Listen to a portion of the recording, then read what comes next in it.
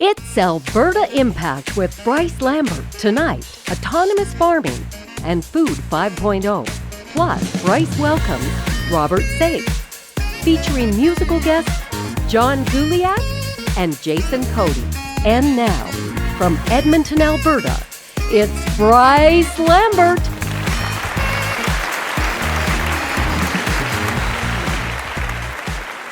Welcome to the show, everybody. Thanks for joining us. We switched things up around for tonight's episode, as the entire episode is dedicated to my guest tonight, and you will soon learn why. A distinguished agrologist, entrepreneur, author, and a professional international agriculture consultant who has worked all around the world, from Nigeria's Minister of Agriculture to Bill Gates. Right out of Red Deer, Alberta, Mr. Robert Saik. Mr. Saik, thank you for joining us today. Oh, great to be on the show, Bryce. Thank you. That's fantastic. We couldn't be more happier. I think some of the topics that you're covering are insanely, important and extremely positive to hear that we're looking towards the future of these things, and you're really involved and really pushing some of the really important things. Yeah, it's great to be able to talk agriculture to the broader community because, again, something I'm very passionate about. Absolutely. Yeah. So give us a little bit of your background. I know that you came from a small town here in Alberta, a small farming community in Alberta. Tell us a little bit more about yourself. Yeah, I come from the metropolis of Innisfree, Alberta, about 90 miles east of Edmonton on the Yellowhead. Hi, Innisfree. That's really cool. And I went to, graduating class of 18, went to the University of Alberta, graduated, worked pretty much across Western Canada. In my early mid-20s, built a fertilizer company in Two Hills, Alberta, affectionately known as Double Bumps. So we built a fertilizer business there. And then really the career blossomed into everything from working internationally in the sulfur business to building one of North America's largest agriculture consulting firms, AgriTrend, working in the data arena with AgriData. We sold that to Trimble, which was a Silicon Valley company, in 2015. And now I'm involved in all sorts of ventures, from venture capital investing, farming in Uganda, to being CEO of a robotics company, and also founder of a brand new agricultural startup. So, and author and involved in video production. So other than that, nothing really. Yeah, it's just simple stuff, just straightforward. Yeah. You don't have a full plate at all. Good stuff. I want to talk a little bit about your book, actually, that you mentioned about the being an author. You've got Food 5.0. Tell us a little bit about, what Food 5.0 is all about and the premise of this book.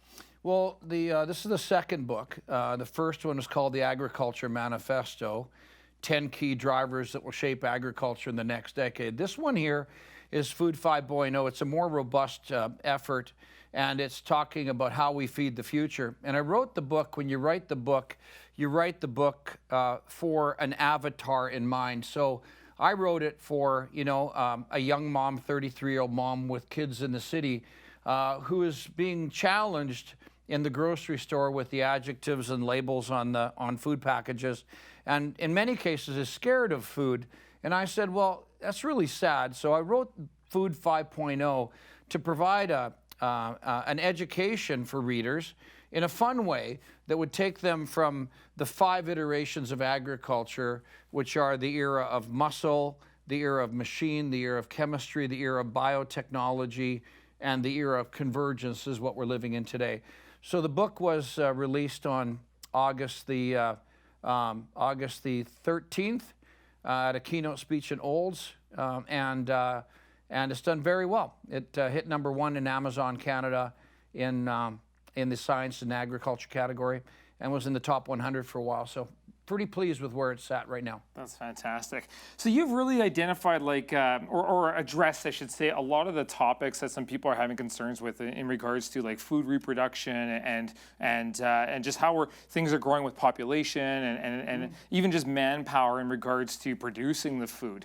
Can you tell us a little bit about some of those things that you've kind of addressed and are addressing? Well, if you talk to demography people, experts in population, the consensus is that the world population in many areas is already declining, but the consensus is that the world population will level out at somewhere, call it 10.5 to 11.5 billion people on the planet by 2100. But the real big growth period happens between now, 2020, and 2050, when the population goes from 7.6 to 9.6 or 10 billion people.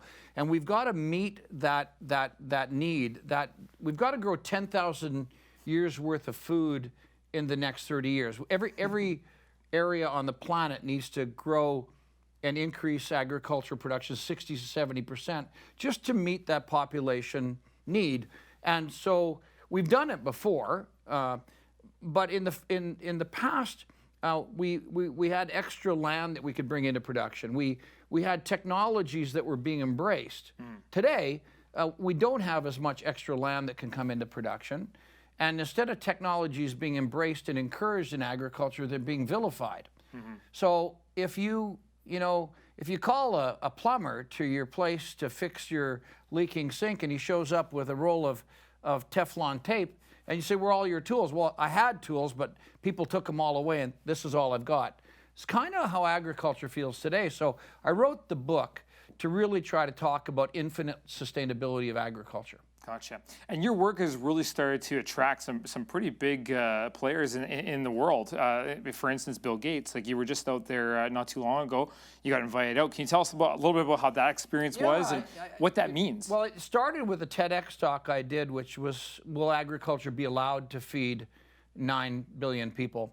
That was done in 2014. And I remember the phone call I got in San Francisco at the time, and Cornell University called me and said that Bill told us to watch your video. And I said, Bill, who? They said, Bill Gates. I went, like, shut up, really, Bill? It was really exciting. And then I got to speak at Cornell, and then invited to visit with Bill Gates and some other folks for about 6 hours on May 2nd, 2017, where we talked about how do we leverage the tools that are available. And at that time, I was talking about our data management platform to help increase agricultural production, help the smaller landholders on the planet. And so that meeting really fostered in me a desire to go for the next moonshot. In other words, how to look for technologies that would make a difference potentially to 1 billion people. And that's led me on a journey to be involved, to make some investments, to build some new companies. And that's kind of where I'm at today. And now, speaking about the technology that you're working on, you're taking a look at. There's a couple things that I want to just kind of bring to other people's attention here. So one is DOT. You're heavily involved in that as well. Tell us a little bit about DOT. What is that? What does that mean? And what kind of shift is that going to make happen in the agricultural sector? Well, for those people, and most won't know, the number one constraint at farm today is labor. We simply can't find enough qualified people. In Alberta right now, we have all of these folks from the oil patch sector looking for work and stuff, but they don't look to agriculture as a career path. And it's really strange because the trucks are good, the equipment is awesome, and every piece of equipment is north of $500,000, and we can't find enough operators, and it's a real constraint. RBC just came out and said in the next 10 years, there's going to be 123,000 vacancies at agricultural level, mostly operators. So DOT is an autonomous robotic platform made out of Saskatchewan. The inventor is Norbert Bugeaud, who's an agriculture engineer, farmer, and entrepreneur. And DOT is named after his mother, Dorothy. She had 9 children. She was a multitasker, and DOT is a multitasking robotic platform. It's the largest agricultural platform on the planet commercially available today. It's 173 horsepower, and people can see it by going to www.c, as in with your eyes, SEEDOT run, c.run.com, and they could see this U-shaped platform driven by a 173 horsepower diesel engine that connects with DOT-ready implements. So it can seed, it can spray, it can spread fertilizer, it can haul grain. We mounted some corn planters on it. So it's a real versatile piece of equipment. And out of Saskatchewan, out of Western Canada, has the potential to be a true unicorn when it comes to revitalizing and changing how farmers actually move equipment across farmland. No cab, no hitch pin, no operator, everything done 100% autonomously. So Yeah, that's pretty big. That's a pretty big challenge. That's super. It's amazing stuff. Like, I mean, being a farm boy myself, we've just started playing with some of the GPS stuff now where, where the system locks onto the steering wheel, drives. You still have to have that operator in there and you still got the hitch pin and whatnot. But the technology to just sit there and you could be, going away on your laptop, sending emails, doing things, and that thing will just go. Everything runs on your tab. I just left before I got here. I was just at the Alberta Machinery Intelligence Institute, which is affiliated with the University of Alberta. And we've got our staff members are starting to populate some office space there. And they're focused 100% on artificial intelligence and machine learning. In other words, for us to be able to have LiDAR, radar, photometrics where DOT can actually see. And not only to be guided by GPS, Bryce, but once you get in the field, Dot would actually have eyes to see the field for herself. And yeah, it changes how you operate things.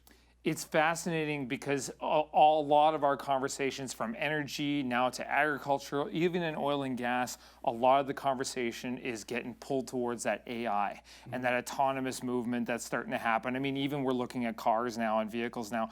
This is really, so what does that kind of mean for, your traditional farming? Like, I mean, we're going to have that shift. I mean, we've talked about the labor shortage now, and now we're looking at machines to kind of take that job over. That shift, what doess that mean for traditional farmers? Well, there's some obvious things that are happening. First of all, I mentioned that high clearance sprayers, $675,000, tractors north of $700,000. Same with combines. So this is a game.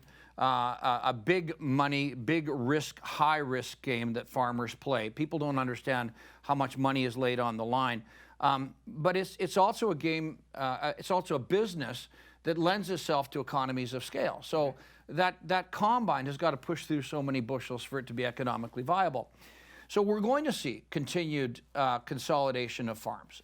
It's just, I mean, how many TV repair shops do you know of? How many how many tire repair shops do you know of that are mom and pop? It's consolidation. So that's inevitable. Yeah. And that is something that'll happen, and DOT and robotics fit into that.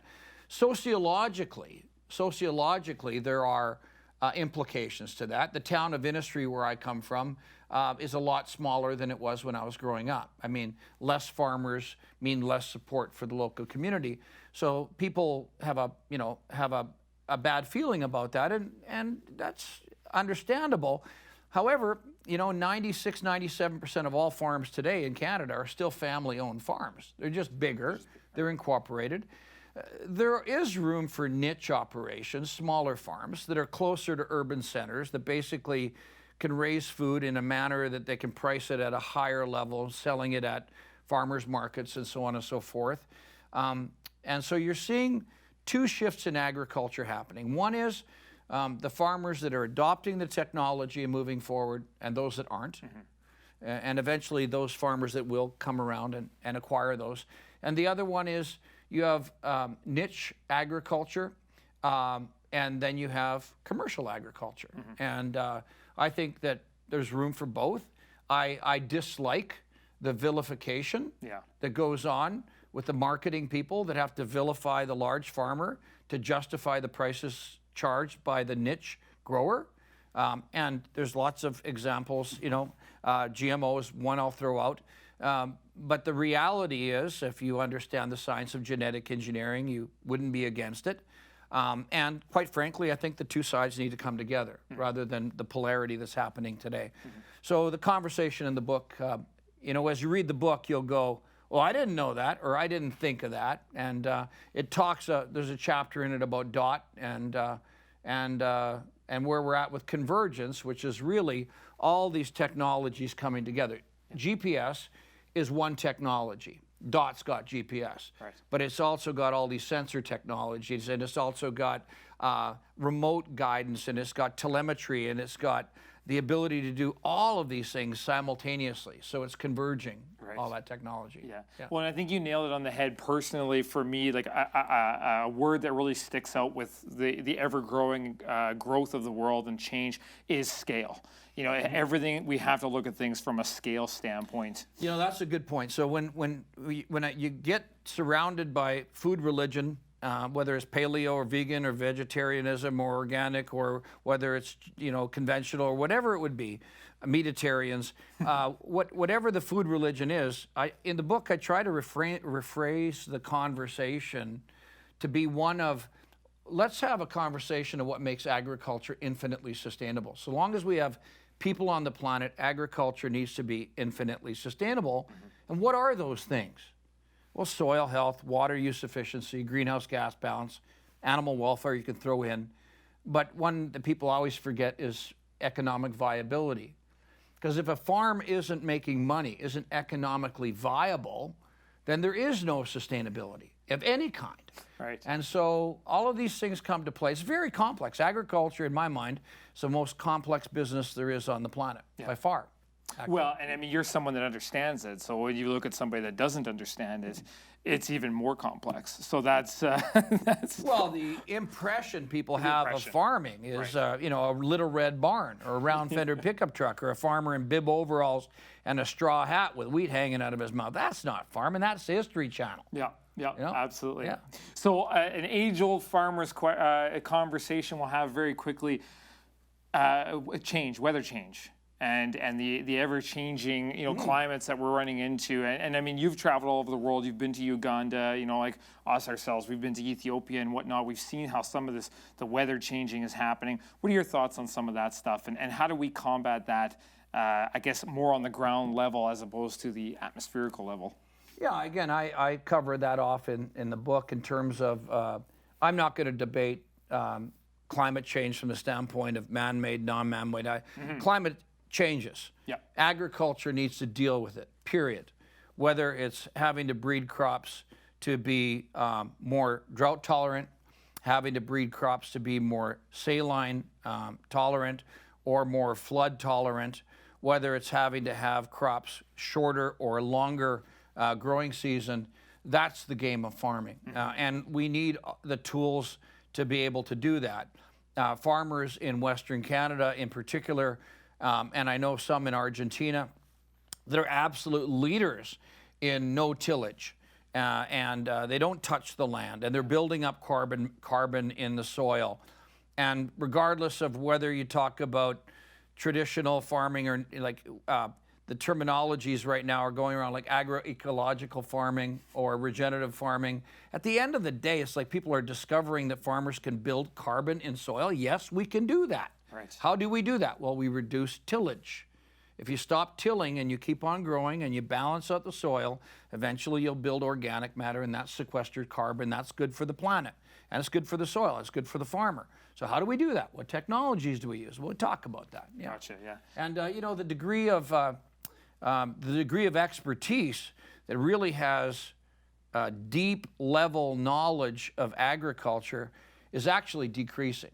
And so this leads to another thing that I just started to do a little while ago in AgVisor Pro. Yeah, and that was something we were just going to get into, this AgVisor Pro. I did a little bit of reading on this. This is super cool. So it's like an app for your phone. Am I correct? Yeah. And it's like a dictionary or an encyclopedia of just knowledge, and you can reach out to people. Tell us some more about this. I think this is amazing. Yeah, so AgVisor Pro is, when I sold AgriTrend and AgriData to Trimble, I began to think about what would be the potential next iteration. And AgVisor Pro is the Uberization of knowledge and wisdom. And what I mean by that, I'll slow down. But if you have farmers on one side or agricultural people that have questions about something going on, AgVisor Pro will take and triage that question. And then we built some algorithms, some basic matching functionality. And on the other side, you have drivers. So those drivers may be Uber Black drivers, they may be Uber XL, they may be PhD levels, master levels, professional levels, government or industry. And the farmer instantaneously knows who's available. And AgVisor Pro will instantaneously connect them. And it defaults to an audio connection and then video and screen sharing and picture sharing and text sharing. And so a farmer might have a question about a bug that he sees in the field. He gets a hold of an insect or an entomologist on the other end and instantaneously can show that entomologist the bug, and they can solve the problem, and the whole session is archived for the farmer's use later on, and then the transaction is cleared, and the rating system takes. So we built all of that here in Alberta. That's all built here, and with a bunch of programmers and program managers and stuff, and we're launching that right now. So AgVisor Pro is basically a way of meeting the needs of farmers, and it can work anywhere in the world. So back to my meeting with Bill Gates and some of the work with Peter Diamandis, who challenges me to moonshots, that can help a farmer in Nigeria, because AgVisor Pro could instantaneously connect a small landholder with an expert and provide instant answers. So AgVisor Pro is like answers now. So what's your problem? AgVisor Pro answers now. That's what we built. On a world connecting basis, that's amazing. Like that's pretty cool. So do you have any? So you're just launching it now. So like any stories as of yet on some successes that you've seen with it? We're just getting that lifted off the ground. So we've been programming for a year, launched it just a little while ago, and just stacking it up right now with advisors. Some of the advisors that we have on are sprayer experts like Tom Wolf. Elaine Fraze is from Manitoba, and she is a family expert. She's a family coach. Farm families have all sorts of things they're dealing with, and sometimes you just need a safe person to talk to. So through AgVisor Pro, we can provide that support for farm families with Elaine. And so the sky's the limit. Livestock, controllers for tractors and computer controllers and data and sensor technology, whatever you want, we'll be able to connect people in using this app. This is crazy. Yeah. I mean, the technology, again, like we were talking about earlier, is just amazing. And to see it affecting the local farmers and even the larger scale farmers, and you can reach across the world, is pretty cool. Yeah, instantaneously. Yeah, so yeah. it's a shrinking of time and space, and to take an expert and stretch his brain and not his body. So how do you do that? And so that's what we worked on with this. Now, on top of all that, if people haven't guessed it already, you're a pretty avid keynote speaker at a lot of different locations and all over the place. You just did a TED Talks not too long ago as well, correct? TED Talk was done a while ago. Yeah, okay, So it just crested 150,000 people. Right. It's a TED Talk that really talks about the tools in the toolbox for agriculture, and will agriculture be allowed to feed 9 billion people? It's pretty poignant. Yeah. It's been well received. And so coming up on October the 10th, at the TELUS Center on the University of Alberta campus, I'll be giving the Lougheed lecture series keynote speech. So that's going to be in the evening of October the 10th at the University of Alberta as part of that Peter Lougheed series. So I'm pretty excited. I'll be talking about the book 5.0. That's fantastic. Food 5.0, yeah. Right on, right on. Well, we'll make sure to put a link to that information below this video as well when we post it up. And yeah, that's fantastic, Mr. Saik. Thank you so much. I think we covered it. I think we got. I mean, your resume is insanely long, so I don't know if we ever will cover it all. But we might have to have you back at another time. I wouldn't mind coming back and talking about the integration of high tech in agriculture at the Alberta curriculum level, because I served on something called the Alberta Talent Advisory Council on Technology, and we really need to integrate those plans into the government planning process in terms of post-secondary curriculum. So someday I'd like to talk about that. Absolutely. We'd love to have you back for that, for sure. Thank you so much for joining us again today. This has been super insightful, and I hope this helps a lot of people out there. So. Again, that's Robert Saik. If you'd like to connect with Mr. Saik to learn more about the projects he is involved with, or you'd like to purchase his incredibly powerful agri books, we have attached links to the description below. We'll be right back, so don't go anywhere. We have a musical performance coming up right after this.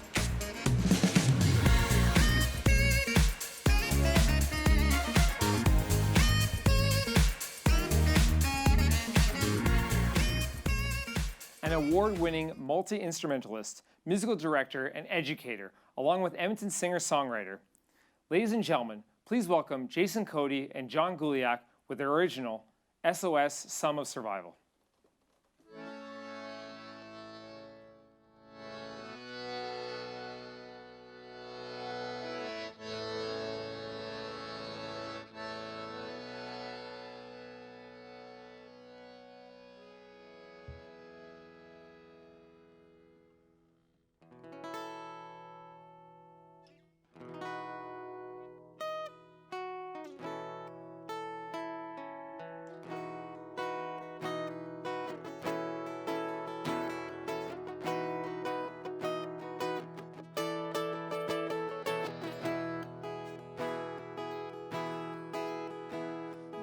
HMF Sappho had paid all her dues, taking the slave ships to task.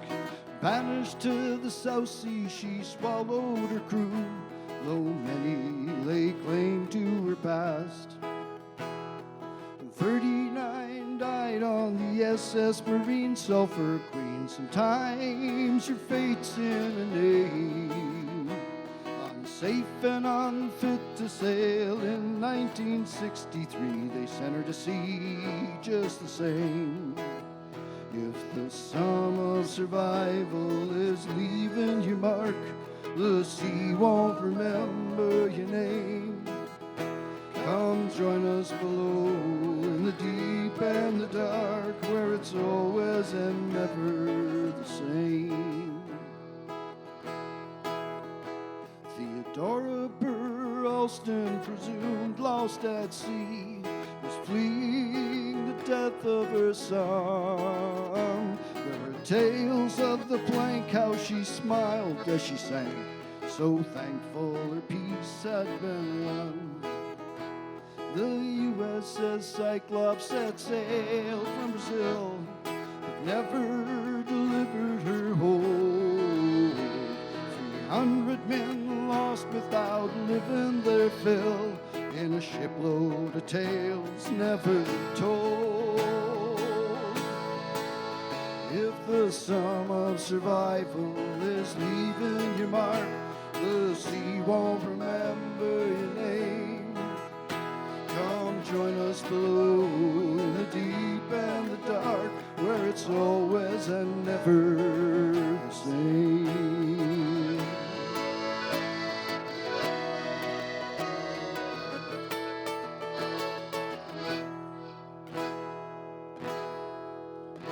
The richest plunder ever lost was in 1641, when the merchant sword sank off Land's End. Treasure cast away has never been won. El Dorado returned to the dead, and ghosts roam the decks of the Mary Celeste, all possessions and provisions in their place. Though not a bone nor a breath of the crew nor the guests was found or ever heard of again. If the sum of survival is leaving your mark, the sea won't remember your name. Come join us below in the deep and the dark, where it's always and never the same. Come join us below in the deep and the dark, where it's always and never the same.